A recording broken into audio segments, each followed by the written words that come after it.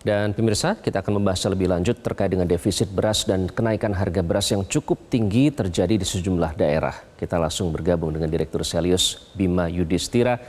Mas Bima, selamat siang Mas Bima. Selamat siang. Oke, Mas Bima, seperti kita tahu ya, tahun lalu pemerintah sudah melakukan impor beras. Bahkan kalau dari segi volume disebut terbesar, meningkat lebih dari 600%, terbesar sejak 25 tahun terakhir, sejak tahun 1998. Namun kenapa sampai saat ini masih terjadi defisit stok beras, Mas Bima?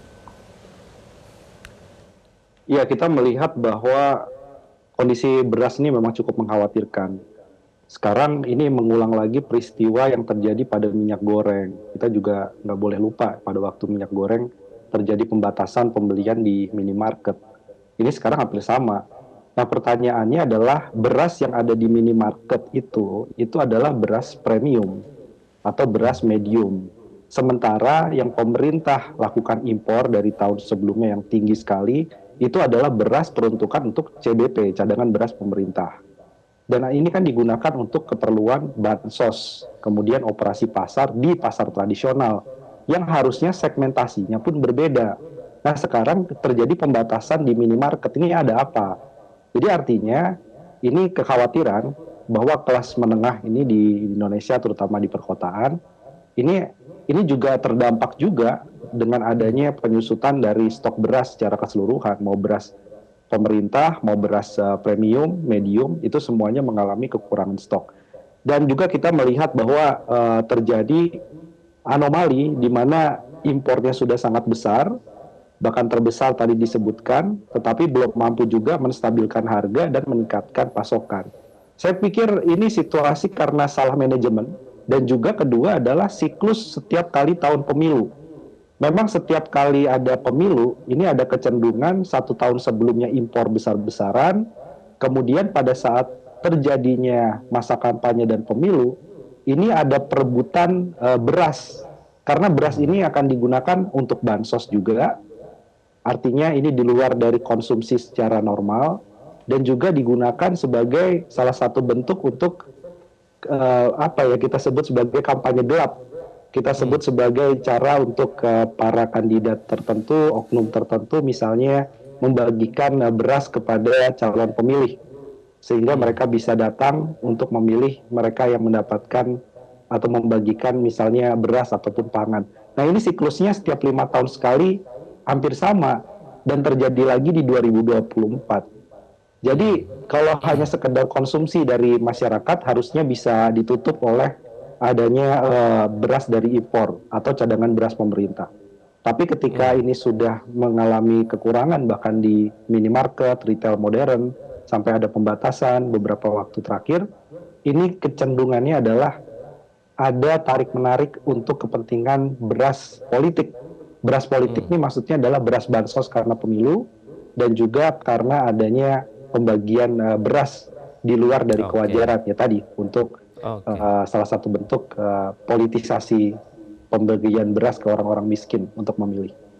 Oke, Mas Bima, artinya sebenarnya tidak perlu dilakukan pembatasan di supermarket, baik itu untuk kelas medium dan premium, kalau impor itu sesungguhnya hanya beras untuk CBP, begitu ya? Artinya tidak perlu kebijakan ini sebenarnya? Iya, kebijakan impor dari tahun lalu ini merupakan kebijakan yang salah. Jadi kalaupun impor beras atas dasar El Nino, atas dasar India melakukan pembatasan ekspor beras misalnya, kenaikan harga. Nah, kita pelajari jawabannya bukan dengan menambah impor secara besar-besaran, tapi selesaikan masalah di hulunya. Apa masalah di hulunya? Biaya pupuk, baru sekarang ditambah subsidi pupuknya. Kemarin kemana aja kan gitu kira-kira. Padahal pupuk ini salah satu komponen penting membentuk harga gabah di level petani. Begitu juga masalah lainnya, misalnya masalah soal biaya transportasi yang mengalami kenaikan. Kenapa? Imbas dari naiknya harga BBM. Tahun sebelumnya di 2022 September, BBM jenis subsidi dinaikkan. Jadi masalahnya di mana? Jawabannya adalah dengan melakukan importasi secara besar-besaran. Nah, ini saya khawatir punya dua efek. Efek yang pertama adalah impor ini salah sasaran, kemudian kebocoran dari impor, karena impor ini sangat rawan untuk dikorupsi. Itu juga di tahun politik sangat besar indikasi ke sana. Kemudian di sisi yang lain juga belum bisa impor ini mengatasi masalah stok beras dan juga masalah dari stabilitas harga. Nah, efek lanjutannya kalau impor secara besar-besaran, khawatir di musim panen kali ini mungkin masih ada petani yang kemudian menjual gabahnya.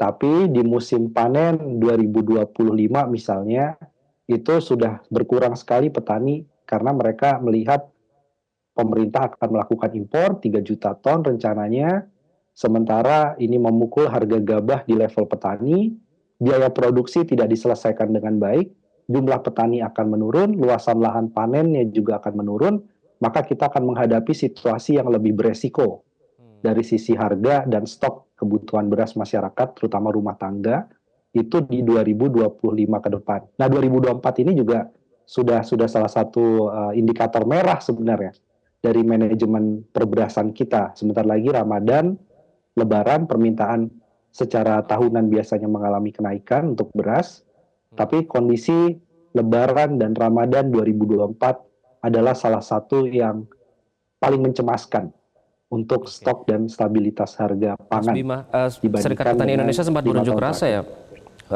Mereka menyatakan bahwa alasan El Nino itu tidak benar karena justru saat ini kami sedang panen katanya. Saat itu panen sedang bagus-bagusnya, harga gabah juga sedang bagus. Namun sejak isu impor itu berhembus sejak November 2023 justru malah harga gabah itu anjlok begitu. Nah, memang itu berpengaruh soal baru sekedar wacana belum dilakukan, tapi itu sudah berpengaruh di lapangan, di harga pasar. Iya, tentunya sudah sangat berpengaruh. Kenapa? Karena sentimen yang dibangun mau melakukan importasi secara besar-besaran untuk beras, sementara beras ini kan butuh waktu tanam 3 bulan, 4 bulan, sehingga wacananya di awal pada musim masa tanam saja, itu sudah bisa membuat harga ke depan, itu di level petani, harga jual gabah misalnya, itu bisa mengalami penurunan. Dan ini juga berkaitan dengan fenomena tengkulak. Jadi tengkulak itu juga memainkan peran. Jadi begitu mereka mendapat berita, oh pemerintah mau mengadakan lelang untuk beras atau pengadaan beras impor, maka petani itu kan sebagian sudah dikontrak atau sudah dibeli di depan oleh si tengkulak tadi. Sehingga penetapan harga pada saat panen itu dari beberapa bulan sebelumnya karena ada peran tengkulak tadi itu juga bisa menjatuhkan harga di level petani karena mendengar kabar akan ada stok baru dari impor yang akan masuk. Nah ini seperti lingkaran setan saya pikir. Jadi baru mewacanakan saja, ini sudah langsung mengganggu harga gabah di level petani. Nah ini kasihan sekali petani kita. Karena dia baru mewacanakan, berasnya belum ada di pelabuhan, belum ada di pasar, dia sudah terkena dampak dari tekanan harga gabah yang lebih rendah. Oke. Baik, ini ironi ya, karena petani justru sebagai ujung tombak visi dan misi tujuan mewujudkan Indonesia swasembada pangan kok malah menderita begitu. Ya kita harapkan nanti kita lihat ya Mas Bima, kita monitor, kita sudah mau memasuki bulan Ramadan, nanti seperti apa harga dan ketersediaan stok beras di pasar. Terima kasih Mas Bima Yudhistira, Direktur Seleo sudah bergabung dengan Metro Siang. Jelajahi cara baru mendapatkan informasi. Download Metro TV Extend sekarang.